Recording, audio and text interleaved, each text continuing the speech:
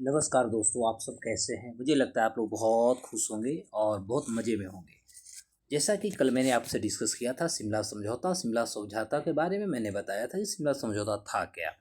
और आज इस एपिसोड में चूँकि आपको पता है कि आज बीपीएससी का हमारा एग्ज़ाम भी चल रहा है और बीपीएससी का जो आज मेंस का फर्स्ट पेपर था उसमें करंट अफेयर लाजवाब रहा है। बच्चे जो है बड़ा गदगद हैं, खुश हैं क्योंकि उनका कॉपी से ही क्लास का कॉपी से सारे क्वेश्चंस लड़ गए हैं। तो आज हम भी कुछ गदगद हैं क्योंकि मैं भी खुश हूँ और इस एपिसोड में आज हम बात करेंगे कि शिमला समझौता का दूसरा हमारा जो एपिसोड होगा, इस एपिसोड में बात करेंगे कि इसकी महत्व क्या है, सीमाएं क्या है तथा इसकी प्रासंगिकताएं क्या क्या हो सकती है। क्योंकि हमारा आने वाला भविष्य में जो एग्ज़ाम होगा उस एग्ज़ाम में तो कन्फर्म रहिएगा कि शिमला समझौता से क्वेश्चन आएगा ही आएगा। क्योंकि भारत और पाकिस्तान, जब भारत ने एक बड़ा फैसला लेता है पहलगाम के बाद, तो उसके बाद आप देखेंगे कि पहलगाम के बाद पाकिस्तान भी चुनौती देता है ना, कि हम जो है शिमला समझौता रद्द करें। अरे बेटा, शिमला समझौता रद्द करोगे तो भारत को कुछ नुकसान होने वाला नहीं है, तुम ही को नुकसान होगा।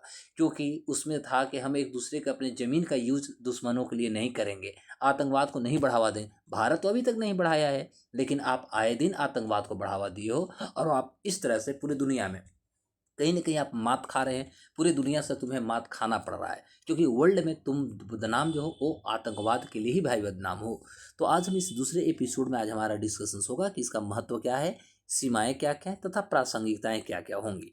तो जैसा कि मैंने आपको लास्ट में बताया था, तो इसमें यदि हम महत्वों की बात करें तो सबसे बड़ा तो इसमें महत्व ये दिखता है कि युद्ध के बाद शांति स्थापित करने की बात की गई थी।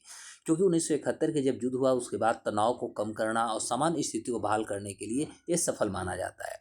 दूसरी बात थी कि कश्मीर मुद्दे का द्विपक्षीकरण, यानी दो आपस में भारत और पाकिस्तान मिल करके जम्मू कश्मीर का जो मुद्दा है उसे समाप्त करेंगे, थर्ड पार्टी को इसमें इन्वॉल्व नहीं करेगा। अर्थात कश्मीर मुद्दे को अंतर्राष्ट्रीय मंचों से हटाकर द्विपक्षीय वार्ता का विषय बना दिया गया, जिससे कि भारत कूटनीतिक स्थिति से मजबूत हुई है।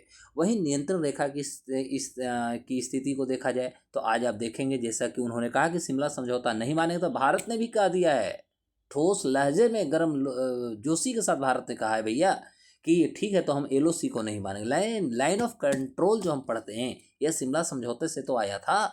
तो भारत ने भी कहा कि ठीक है तो एलओसी भी हम भी नहीं मानेंगे, मतलब हम आए दिन तुम्हारे यहाँ घुसेंगे, मारेंगे, घरे आएंगे, क्या दिक्कत है। शाम जो होगा हम अपने रात अपने यहाँ मनाएंगे, सुबह तुम्हारे यहाँ मनाएंगे। सुबह बाथरूम तुम्हारे यहाँ करने जाएंगे, भोजन नाश्ता अपने भारत में करेंगे, क्या प्रॉब्लम पड़ता है भैया। तो नियंत्रण रेखा की स्थापना जो थी ये हमारा शिमला समझौता से हुआ था।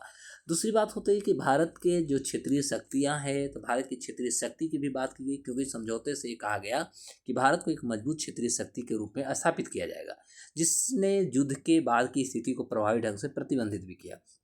और अंतिम रूप से महत्व देखा जाए तो मानवीय और कूटनीतिक समाधान के लिए भी, क्योंकि युद्धबंदियों की वापसी और क्षेत्रीय जो आदान प्रदान होता है इससे मानवीय संकट को कहीं न कहीं हल करने में एक बहुत बड़ी कह सकते हैं सहयोग मिल सकता है। अब जब शिमला समझौता की हम सीमाएं की बात करें तो सीमाएं के साथ साथ हमें कुछ आलोचना भी देखना, क्योंकि हमारे एग्जाम में आलोचना पूछती है साहब। तो कश्मीर मुद्दे की यदि हम बात करते हैं तो सबसे पहले तो इस सीमा और आलोचना में आप देखिएगा कश्मीर मुद्दे पर अस्पष्टता अभी भी है, क्योंकि समझौते में कश्मीर मुद्दे का स्थायी समाधान के लिए कोई स्पष्ट रोड मैप तैयार नहीं किया गया था, और जिसके कारण यह जो था आज भी अनसुलझा बना हुआ है। और अनसुलझा बनने के भी पीछे कारण है, क्योंकि आपको पता है कि पंडित जवाहरलाल नेहरू, हम जीत रहे थे युद्ध, 1947 का युद्ध था, उसमें तो भारत ऑलरेडी आधा लाहौर को जीत चुका था।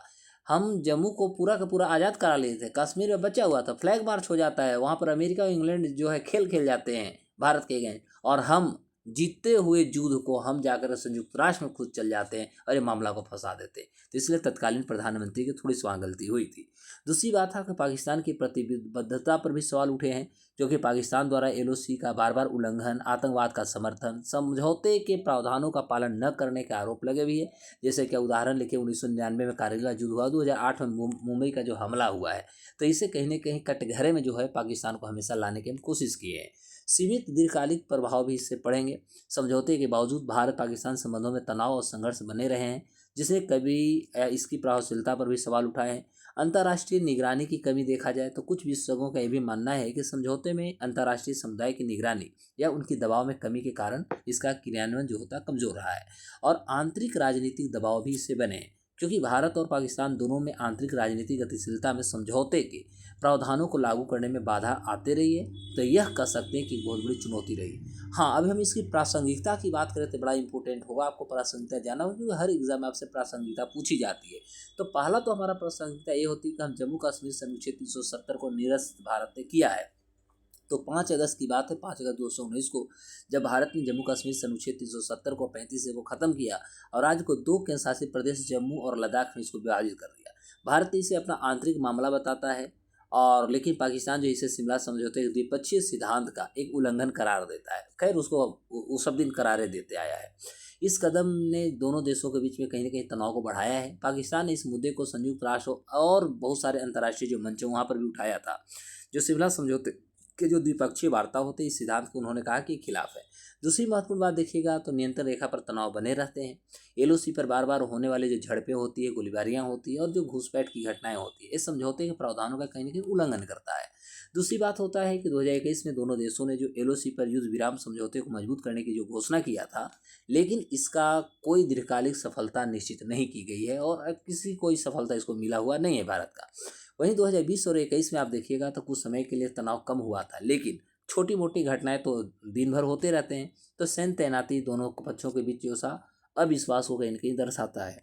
आतंकवाद का मुद्दा सबसे बड़ा हमारा है। भारत हमेशा आतंकवाद का मुद्दा वो अभी आप देख सकते हैं कि अभी पहलगाम में जो पाकिस्तान के द्वारा आज सोचिए ना कि वो कितना निष्ठुर है, वो कितना मतलब वो कह सकते हैं असम्मानित व्यक्ति है पाकिस्तान के प्रधानमंत्री, जिन्होंने आज नीचे मुँह कर करके मीडिया के सामने बोलता है, आँख नहीं उससे उठता है कि मैं भारत से जो है मैं पारदर्शिता जांच करने की आह्वान करता हूं कि भारत पारदर्शिता पुलिस को जांच करे। अरे यार तुम्हें तो हम 1,000 बार तुम्हें प्रूफ दे चुके हैं, लेकिन तुम्हें शर्म ही नहीं जब आती है, तुम्हें पारदर्शिता की बात क्या हो सकती है। जो कितना भी हम पारदर्शिता से कराएंगे वो कितनी बार मैंने करके तुम्हें दे भी दिया है, लेकिन तुम अपने जो आपका जो करतूत है इस करतूत से तुम बाहर कभी नहीं निकल पाए हो, इसलिए अब इसकी कोई ज़रूरत नहीं है। हाँ ये बात सत्य है कि तुम्हें अंदर से डर लग रहा है। तो भारत अभी अब तुम्हें कोई प्रूफ देगा नहीं, क्योंकि अब हमें प्रूफ देने की आवश्यकता नहीं है। ऑलरेडी तुम अंतर्राष्ट्रीय स्तर पर भी तुम्हारे साथ कोई नहीं है। तुम अपने आला कमान के पास भी गया था जो तुम्हारे मित्र देश थे, लेकिन मित्र राष्ट्रों ने भी तुम्हें लात मार के ऑलरेडी फेंक दिया है। क्योंकि अभी जो पहलगाम में हुआ है, अभी पूरी दुनिया भारत के पक्ष में है, साबित है, याद रखिएगा। तो आतंकवाद का मुद्दा देखा जाए तो भारत ने पाकिस्तान पर आतंकवादी समूह जैसे लश्कर ए तैयबा के नाम सुना होगा, जैसे मोहम्मद को समर्थन देने के बार बार आरोप लगा। कल आपने देखा भी वहाँ का विदेश मंत्री रक्षा मंत्री ने बात कहा है कि मैं पिछले 30 साल से मैं आतंकवादों को पनाह दे रहा हूँ, खर्च दे रहा हूँ, फंडिंग कर रहा हूँ और सुरक्षा के साथ साथ उनको ट्रेनिंग भी दे रहा हूँ।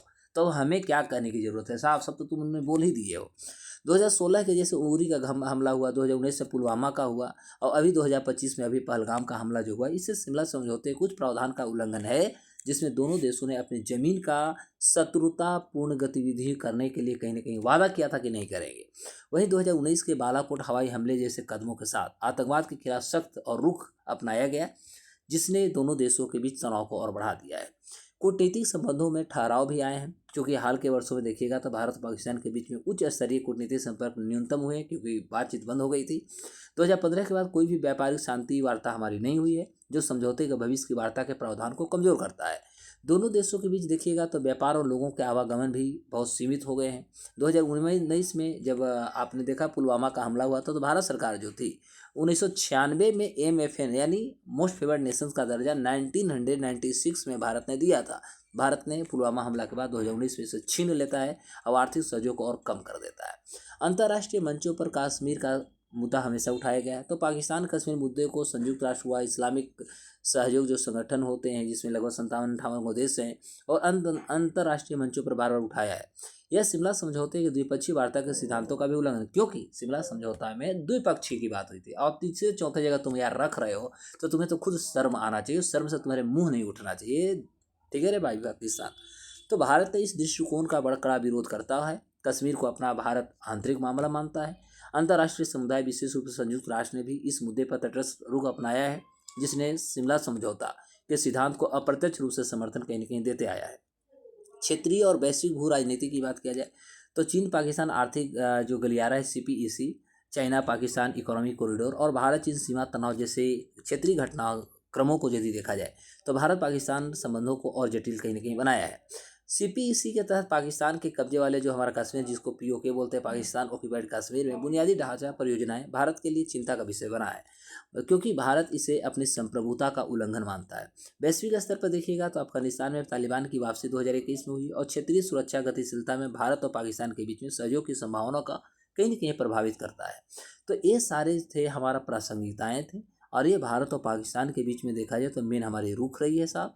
तो आज भारत जो है अपने रुख को साफ कर दिया है कि अब जल और खून जैसा कि होता है, अब भैया दोनों एक साथ नहीं चलेंगे, अब कोई एक ही तुम्हें लेकर चुनना पड़ेगा। अब पाकिस्तान बेचारा एकदम तबाह है, अंदर अंदर टूट गया है, फट गया है। इसके वहाँ का जो सेना प्रमुख हो तो अपने परिवार को सोचिए कि प्राइवेट जेट से और प्राइवेट विमान से कौन देश में शिफ्ट कर दिया पता नहीं, पूरे पाकिस्तान में हलचल मचा हुआ है।